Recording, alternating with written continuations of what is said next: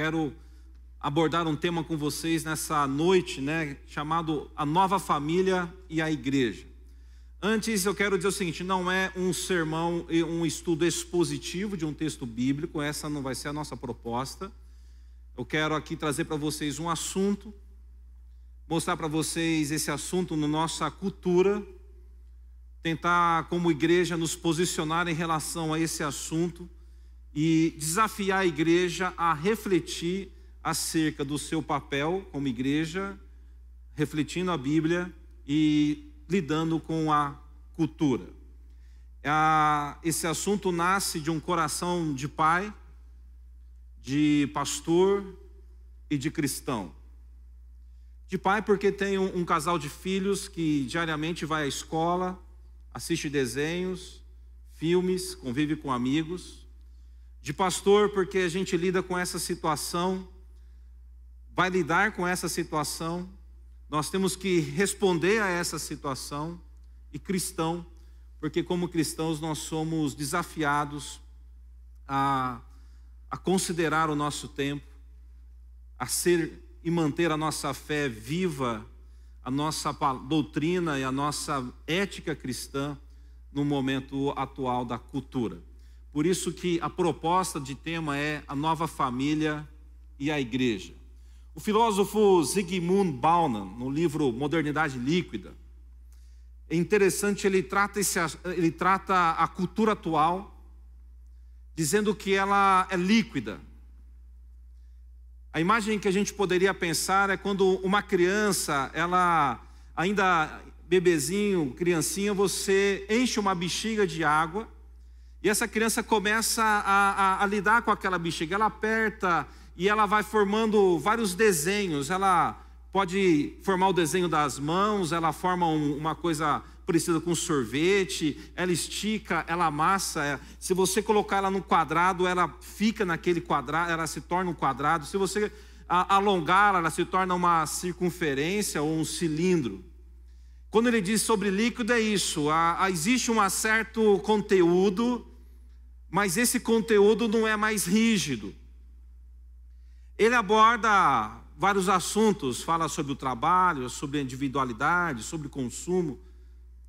E ele também faz alguma consideração sobre a família, e é pensando nisso que eu quero conversar com vocês.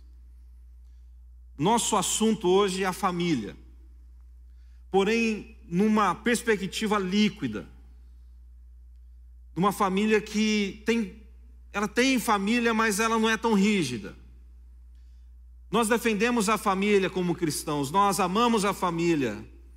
E o que acontece ao nosso redor, e talvez esteja mexendo com a gente, tocando a gente, é que existe uma ideia de família surgindo. Ela tem a ideia de família, são pessoas. Ela tem talvez alguma coisa como família, são adultos e crianças. Mas ela não tem a forma de uma família da qual nós, cristãos, defendemos. Essa é a chamada nova família. Se você, no seu Google, clicar nova família, vai aparecer vários artigos acerca deste assunto. A nova família, eu quero aqui arriscar conceituá-la. E na minha perspectiva, a nova família é formada por um casal homoafetivo que coabitam juntos e são reconhecidos pelo Estado.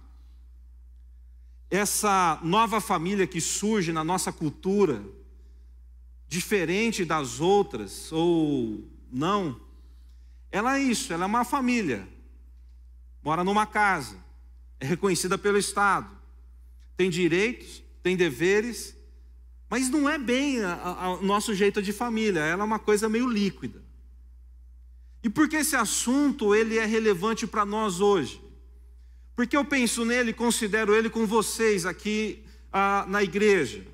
A relevância desse assunto se dá primeiro, está sendo ensinado nas escolas. Eu me deparei com esse assunto numa apostila de uma criança de 9 anos de idade, estudando sobre família, nos vários modelos de família. Não era rígido, o conceito? Era um conceito líquido. Existe a família do vovô e da vovó, existe a família do titio e da titia, existe a família do só, existe a família do menino e da menina, e existe a nova família. Está sendo ensinado. Há alguns meses atrás, talvez a gente ficaria mais ansioso, né, quando o Fábio fez o convite, mas talvez a mudança de governo nos dá uma certa tranquilidade, mas nem tanto. A segunda razão porque ele é relevante, esse modelo de família, ele está sendo promovido nas mídias, constantemente. Se você acessar uma revista eletrônica, um jornal, uma programação, quer ela seja de famosos, quer seja de mais sério, algo de informação mesmo, um jornal de conteúdo informativo, em ambos os casos, esse assunto é promovido. O tempo todo você se depara com esse assunto sendo propagado nas mídias sociais, nos canais de TV, por meio do testemunho, né, de artistas ou de pessoas simples. O tempo todo nós estamos nos deparando com esse assunto através daquilo que a mídia propõe. Terceiro, a relevância desse assunto se dá porque eu e você, neste momento, conhecemos alguém nessa situação. Alguns de vocês talvez sejam até parentes, foram amigos, e talvez um dia participaram de uma mesma comunidade de fé, participaram de cultos. Eu tenho algumas histórias como essa para dizer para vocês, como pastor, mas como cristão, de gente que foi comigo para a igreja, que foi comigo para a escola. Então, de alguma maneira, nós conhecemos isso, se dá hoje, tá? Toca a gente. Então, ele é relevante porque é ensinado, ele é relevante porque está na mídia, ele é relevante porque eu e você estamos próximos de situações como essa. Esse assunto, em sua relevância, eu queria considerar e que vocês pensassem comigo por que algo como isso é tão relevante para a educação, para a mídia e para as pessoas. Quando a gente foi pesquisar o assunto, o número de ideias de nova família é muito pequeno. No Brasil, estima-se que existam 60 mil casais ou novas famílias. Estatisticamente é um número muito pequeno, é 0,0 alguma coisa no que diz respeito a lar no Brasil.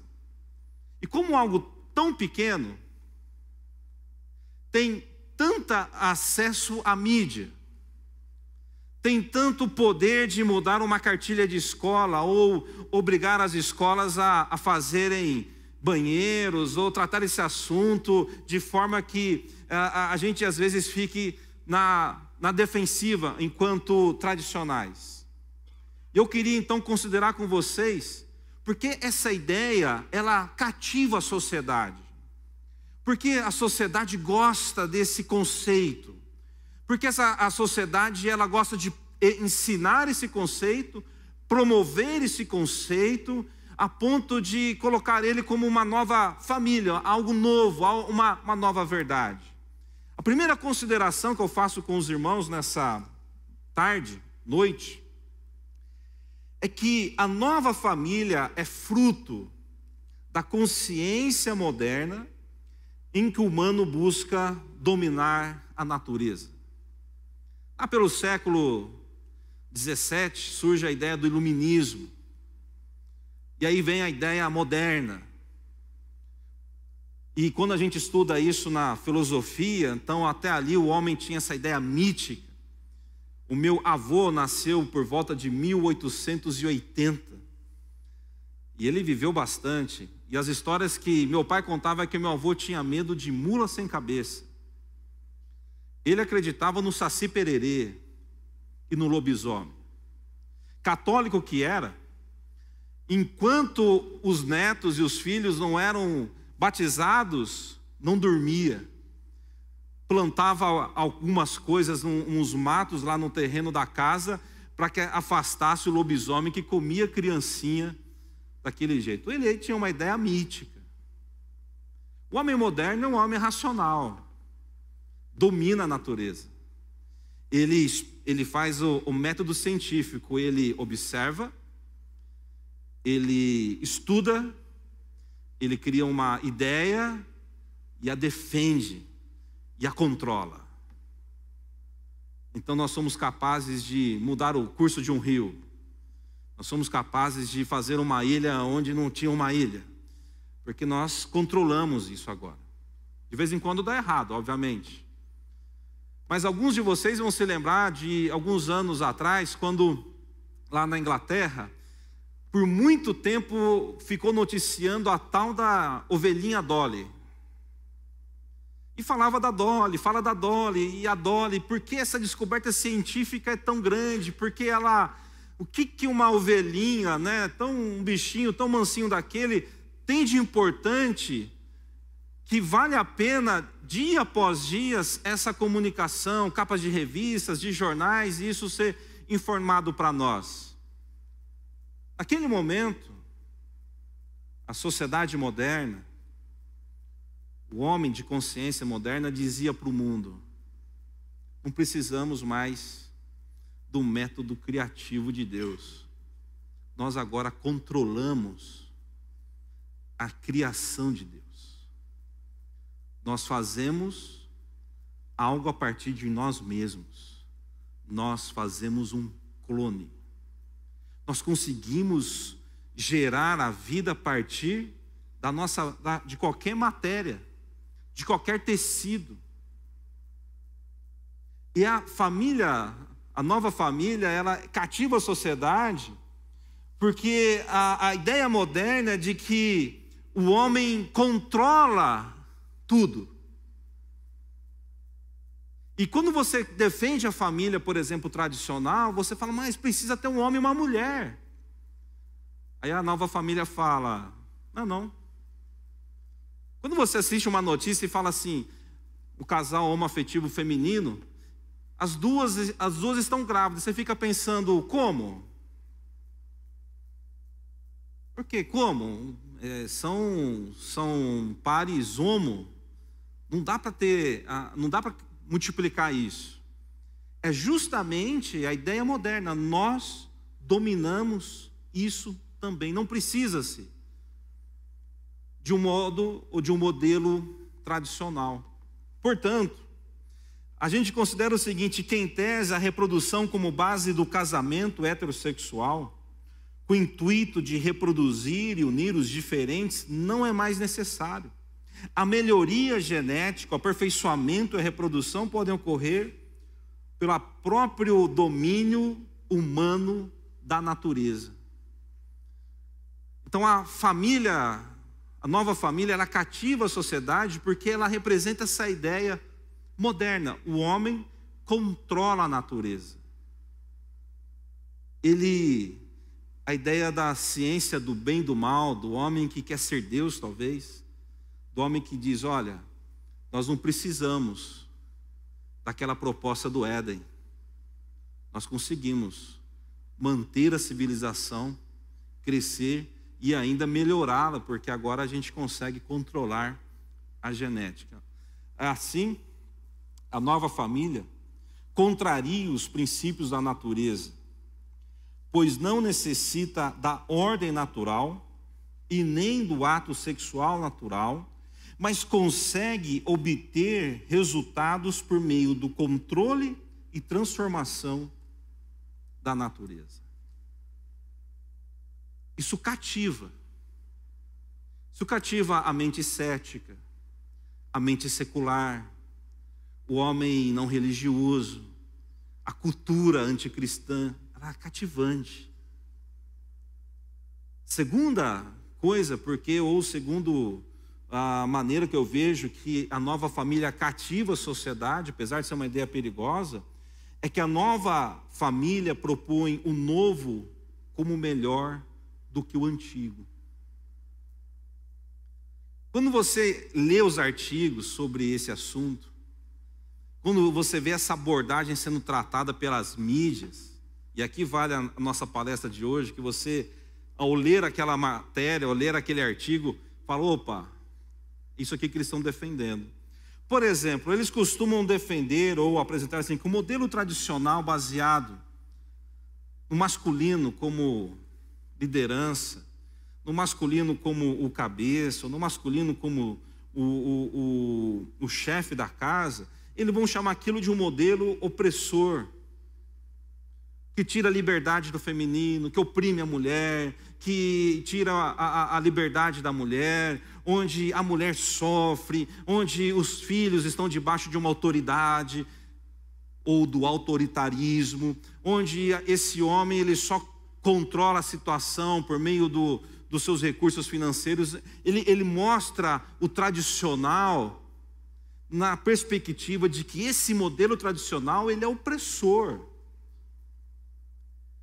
E em contraponto, a nova família é uma expressão livre, sem essa coisa de um sobre o outro. Nós somos iguais, é um casal de pessoas iguais, livres, vivendo o amor intenso. A segunda maneira com que eles tratam isso é que o fracasso do casamento tradicional versus aí a felicidade desse novo modelo. Um dos artigos dizia, olha, aquele homem de 30 e poucos anos, infeliz no seu casamento, agora ele descobriu a felicidade, está no novo relacionamento, está realizado, pleno, feliz. Ele começa a tratar o fracasso do casamento tradicional em números, a quantidade de divórcios, as intrigas, as crises familiares, os duelos entre um e o outro. E do outro lado ele propõe uma vida sem crise, sem briga. Uma briga, algo lindo, maravilhoso, fantasioso. Eles tratam esse assunto também como o novo é melhor que o antigo, porque não só o tradicional apresenta aí um modelo de um masculino opressor, não só que o casamento tradicional vive uma crise absurda, mas que há uma crise de orfandade, fruto da relação entre homens e mulheres. E do outro lado existe uma relevância estatística. Existem milhares de casais da nova família, com condições econômicas, com sentimentos, afetos, dispostos a dar um lar àquela criança órfã. E a única coisa que impede isso é a visão tradicional da família. E você é colocado diante desse assunto o tempo todo, na escola, na mídia, nas conversas. Por que uma criança vai padecer na orfandade, viver nas ruas, se ela poderia ter um lar? E se ela poderia viver num lugar afetivo? E se ela descobrisse isso? Então, isso é uma proposta. A nova família, ela propõe que o novo, ele é mais amor do que o velho, ele é mais um ambiente de maior felicidade do que o antigo, e ele pode resolver os problemas criados pelo método tradicional. Podemos ter famílias melhores, famílias que não geram órfãos, famílias que não geram filhos perdidos, porque também eles vão ter necessidade de multiplicar. Assim, podemos considerar que a nova família promove a ideia de evolução do novo sobre a tradição e, portanto, almeja ser uma forma evoluída de família. Assim que eles cativam a sociedade. Uma sociedade onde o evolucionismo é base da ciência biológica, filosófica e humana, passar a ideia de que o novo é melhor, cativa a cultura. E a cultura, então, promove, defende e trata o tradicional como algo, olha, isso não funciona, é do passado e tudo mais. A terceira coisa, ou terceira maneira pela qual a nova família, ela cativa a sociedade, que a nova família é uma ideia intencional da cultura contemporânea de desqualificar os valores bíblicos. Os valores bíblicos, de forma sutil ou não, eles são desqualificados na cultura contemporânea. O herói bíblico, ele é honrado, ele é verdadeiro e ele trabalha com absolutos. Esse é o caráter bíblico. Nós ensinamos isso na escola bíblica, nós pregamos isso. É a verdade. Nós tratamos isso, por exemplo, num caso de pecado. É melhor você confessar os pecados, ou seja, falar a verdade, do que escondê-lo, do que mentir. Nós tratamos que é muito melhor ser honesto e simples do que ter dinheiro e não ser honesto. É muito melhor você ser um bom homem, um bom esposo, uma boa esposa, do que ter propriedade, ser rico. E a cultura contemporânea, de forma sutil ou não, mas sempre de forma intencional, ela desqualifica os valores bíblicos. Um personagem de desenho, cativante, divertido, pode ser o lebre da Looney Tunes, ou aquele enxerido do Pica-Pau, que perturba, mas ele é cativante. Pode ser um personagem de herói da DC ou da Marvel, que salva o mundo, mas ele mentiu talvez em algum momento. Pode ser inclusive nos personagens agora dos chamados anti-heróis, que cativam a nossa cultura. Agora, os anti-heróis ou os vilões, eles não são tão vilões assim. Eles também são heróis. E aquela ideia bíblica de que o herói, ele é alguém perfeito, na nossa cultura contemporânea. Eu lembro de uma canção, não vou cantá-la aqui, senão vocês poderiam pedir para eu fazer um número, mas a letra do Titãs, família, família, papai, mamãe, titia, gato, cachorro, galinha, família. Ela desqualifica, ela zomba daquele modelo de família que nós defendemos enquanto cristãos. A família do papai e da mamãe, que almoça com a filhinha, que instrui a filhinha. A nova família, ela atrativa a sociedade contemporânea porque ela desqualifica os valores bíblicos de família, do valor do homem, do valor da mulher. Se você pegar algum artigo contemporâneo e dizer assim, olha, ele louva ou ele engrandece a mulher no sentido de cuidadora do lar, no sentido de esposa que está acompanhando, encorajando. Se você encontrar um artigo em alguma revista que diz assim, essa mulher abriu mão da sua carreira para se esconder à sombra do seu marido na sua profissão e projetá-lo para que pudesse cuidar dos seus filhos, e essa é a mulher que todos nós mulheres deveríamos ser, você compra essa revista e distribui ela pelo mundo, porque é algo único. Então a cultura contemporânea desqualifica esse modelo de valores cristãos que nós temos. O homem que a cultura contemporânea engrandece, ele é o homem que ele está livre, ele não está preso a uma família, a um emprego, a um trabalho, a valores. Ele leva a sua vida, ele vive sua vida. E a nova família, ela cativa a sociedade contemporânea porque Isso para eles é legal, secularizar. Nós não queremos os valores cristãos. Nós não queremos isso para nós.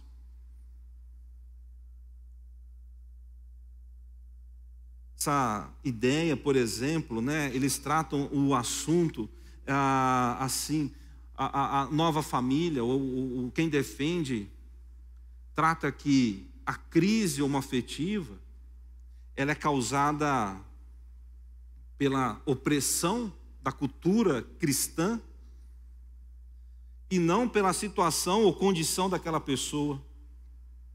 Ela trata a moral, é tratada como um tabu conservador, arcaico, medieval, regido por leis religiosas ridículas muitas vezes. E ter uma vida livre ou uma vida diferente disso seria muito melhor. John Stott afirma que a comunidade homossexual vê o cristianismo como uma das formas de resistência às suas exigências. Portanto, a nova família se opõe a todos os valores e princípios bíblicos de vida social. Bom, e agora? E a igreja? Como é que a gente, como igreja, como que a gente pode considerar isso? Bom, primeira coisa, sobre a família cristã ou a família bíblica na cultura, você tem que olhar nos textos bíblicos, como é que a família bíblica estava envolvida na sua cultura. Que a gente pode considerar o seguinte, que o modelo nosso de família tradicional, cristão, quer seja ele de origem católica ou protestante, não importa, mas é o modelo que a gente tem, tradicional, esse modelo predomina. Ele predomina na nossa cultura, mas na cultura bíblica, talvez não. Ou seja, o ambiente bíblico, a família bíblica, ela também foi desafiada a lidar com outros modelos familiares, com outras culturas sobre criar filhos, educar filhos, formar crianças, viver como lar, esposo, mulher. Entre esses, eu escolhi 4. A família bíblica e a cultura. Eu escolhi 4. O modelo de Sodoma, a lei de Levítico, e o caso do incesto de Tamar e a cultura de Roma no Novo Testamento. Em Sodoma, veja bem, olha como que o texto trata esse assunto. Lá está em Gênesis capítulo 13, no verso 13, diz assim o texto em Sodoma: ora, os homens de Sodoma eram extremamente perversos e pecadores contra o Senhor. Eles eram contra o Senhor. Tal qual a nossa cultura, que é contra os valores bíblicos de família, aqueles homens eram contra os valores bíblicos de família. Um texto adiante, no verso 19:5, quando Ló vai ser avisado do que vai acontecer ali em Sodoma, chamaram Ló e eles disseram: onde estão os homens que vieram à sua casa esta noite? Traga-os para nós aqui fora, para que tenhamos relações com eles. Aquilo não era algo extraordinário, aquilo era parte da cultura de Sodoma, uma cultura que era contra o Senhor. A família de Ló, ou qualquer família bíblica naquela cultura, estaria diante de algo que é contra a vontade de Deus. Em Levítico, capítulo 18, verso 22, o texto recomenda não, é uma lei, né? Não se deite com um homem como quem se deita com uma mulher. Isso é repugnante. Muitas vezes, as interpretações contemporâneas para defender a nova família, eles dizem: olha, aquilo era um problema daquela cultura. Não, naquela cultura, aquilo que acontece hoje também acontecia. E naquela cultura isso foi repugnado, aquilo foi abolido. Deus quis assim. Em Roma, aliás, tem o caso do incesto de Tamar, que eu não cito aí. Tamar é a irmã de Absalão. O irmão Aminon, ele vai abordá-la e violentá-la, e naquele momento ela diz assim: meu irmão, não faça isso, isso não se faz em Israel, isso não é uma prática em Israel, nós não tratamos relações afetivas, sexuais dessa maneira, nós não nos relacionamos assim. Essa ideia pode ser a ideia de que o sexo de forma violenta não era uma prática em Israel, e também o incesto. Vale lembrar que imperadores de Roma casaram-se com suas irmãs, mães, eles tinham uma vida completamente diferente do modelo bíblico. Quando lá em Roma, no capítulo 1, no verso 27, Paulo diz assim: da mesma forma os homens também abandonaram as relações naturais com as mulheres e se inflamaram de paixões uns pelos outros, começaram a cometer atos indecentes, homens com homens, e receberam em si mesmo o castigo merecido pela sua perversão. Veja bem, o texto bíblico está dizendo que essa era um ato, um hábito, parte da cultura romana. Isso era daquela cultura. E a família cristã está inserida naquela cultura. Existem judeus vindo do judaísmo para a fé cristã, e existem romanos pagãos saindo daquela cultura e vindo para essa cultura. Quem se converteu agora está num conflito com essa cultura. O evangelho sendo anunciado está em conflito com essa cultura. É nessa cultura que Paulo determina o papel da mulher, do homem, de como deveria ser o líder na igreja. É ali que ele determina como que deveria ser a mediação das relações entre o cristão e o não cristão. Ele não está dizendo para algo que era dominante. Ele está dizendo: olha, isso aqui existe na nossa cultura. A família cristã, ela existiu, lutou e se preservou em culturas onde o modelo bíblico não era predominante. A segunda questão entre a igreja e a cultura é que a família bíblica, como proposta de aliança e não como um domínio sociocultural. Nós temos às vezes a ideia de que isso aqui é o que a sociedade, a cultura natural. E nós cristãos devíamos entender a nosso modelo de família como proposta da aliança, a família da aliança. Na aliança com Deus, o modelo com Deus é esse modelo heterossexual, da criação divina, e da família, da instituição divina, que é o casamento entre um homem e uma mulher de forma exclusiva e com compromisso indeterminado, ou determinado pela morte. Veja bem, isso é diferente de ser uma família fruto da cultura. Ou seja, a família que surge da própria natureza humana ou das relações sociais naturais. Não é. A família bíblica, ela é uma proposta à aliança, ela é um modelo apresentado. E fazer parte da aliança com Deus é cultivar essa família. Gênesis 2, diz isso. O homem tem as suas necessidades, tem as suas questões, e Deus ali diz: olha, não é bom que o homem viva só, faremos a ele uma auxiliadora, a família da aliança.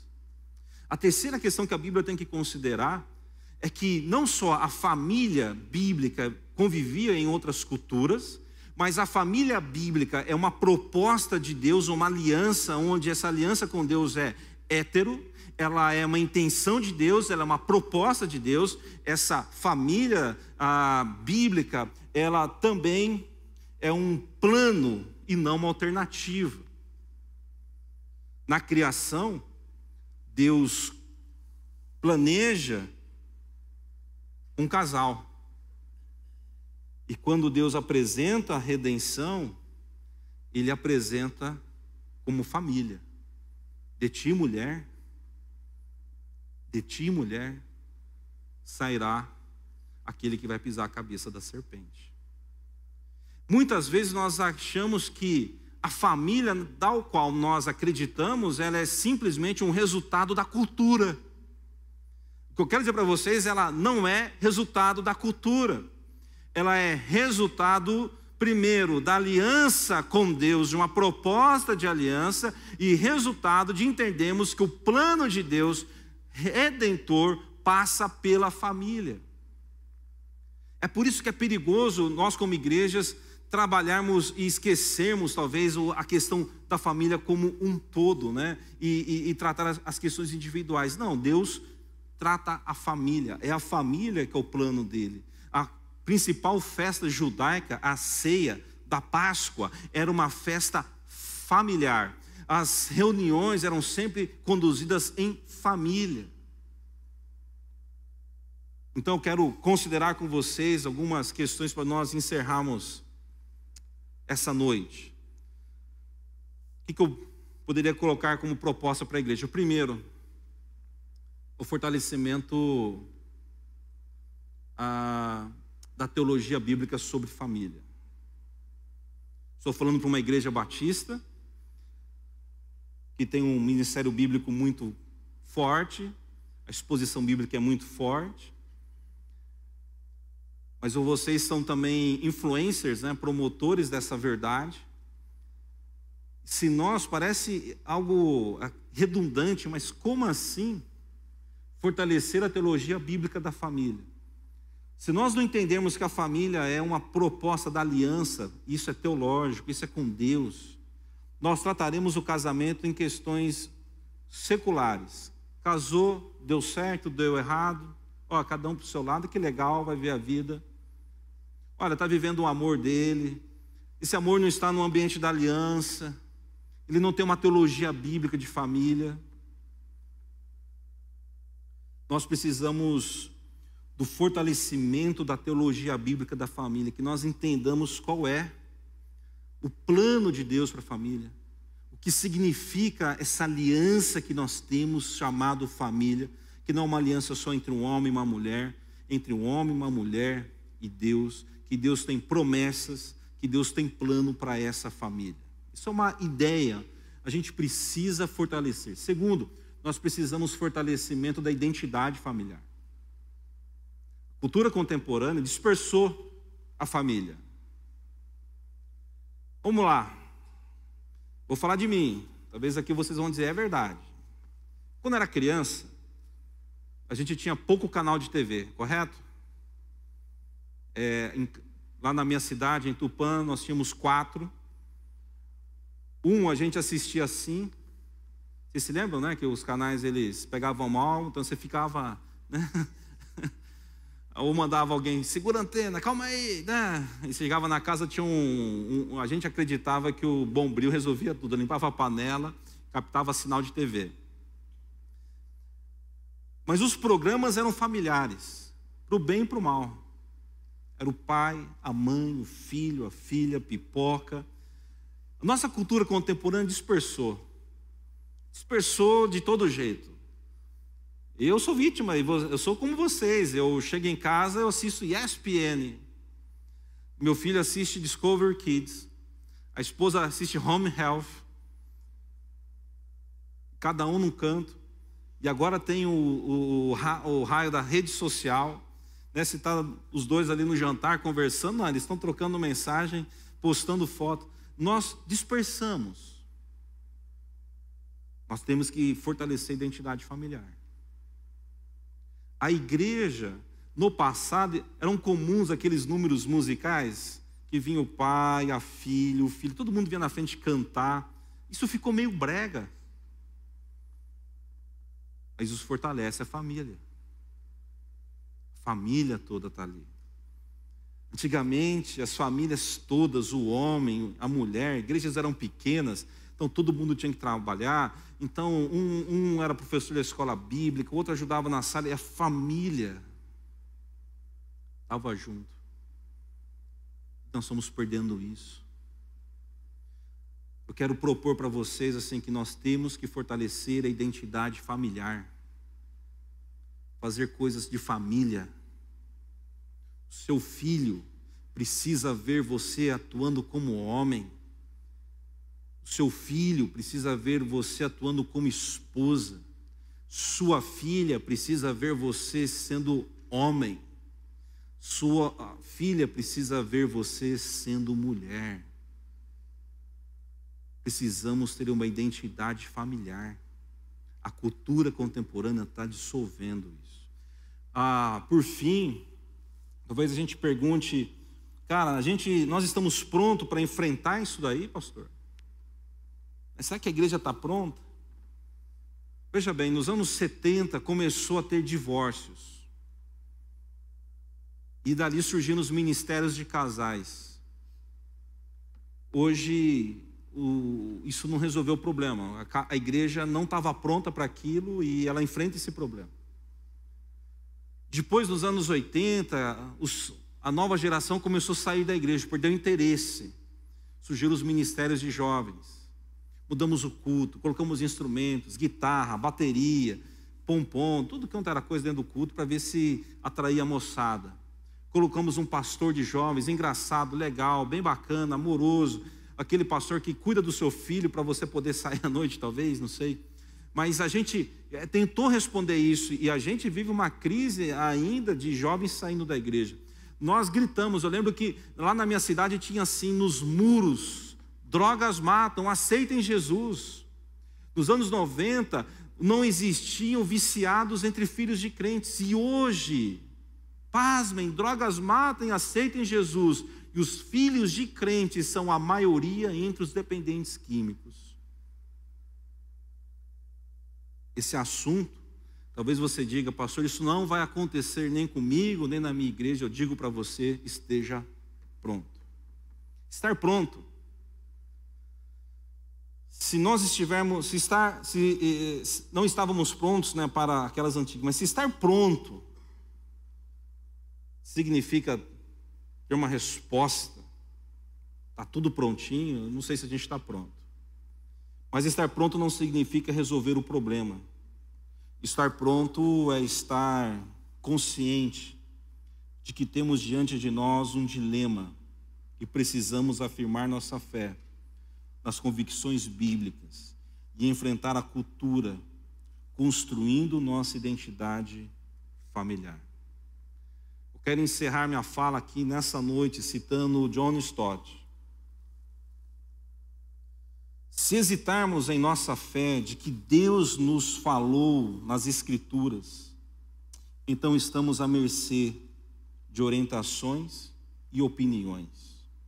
No entanto, também precisamos ser sensíveis ao fato de que estamos lidando com as emoções das pessoas, sua identidade sexual, seus sonhos de encontrar amor e aceitação. Somos chamados a falar a verdade, mas somos chamados a falar a verdade em amor. Fica aqui uma reflexão para nós. É um assunto sério. E nós precisamos começar a considerar, como igreja, estar prontos para encarar esse desafio.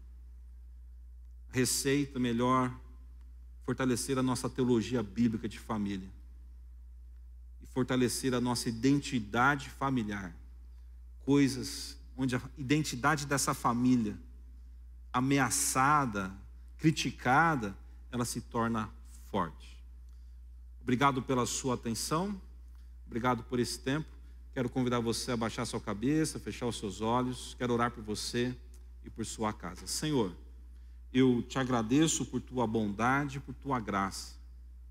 Te agradeço porque, Senhor, quando nós somos falíveis como igreja, como pai, como mãe, como família, nós cremos que o teu amor, nós cremos que tua palavra, nós cremos que teu Espírito, ele é infalível. Nós confiamos no nosso futuro como casa, como lar, como casal, como família em tuas mãos. Nos fortalece, Senhor. Nos dê uma voz aguda, alta, forte, para dizer ao mundo: nós cremos no plano de Deus. Nós aceitamos a proposta de Deus de família. E nós queremos dizer ao mundo: nós somos uma família da aliança. Nós temos como base a família que Deus propôs. Nos ajude nessa missão, como família e como igreja, Amém e amém. Pessoal, tem alguns minutos, né?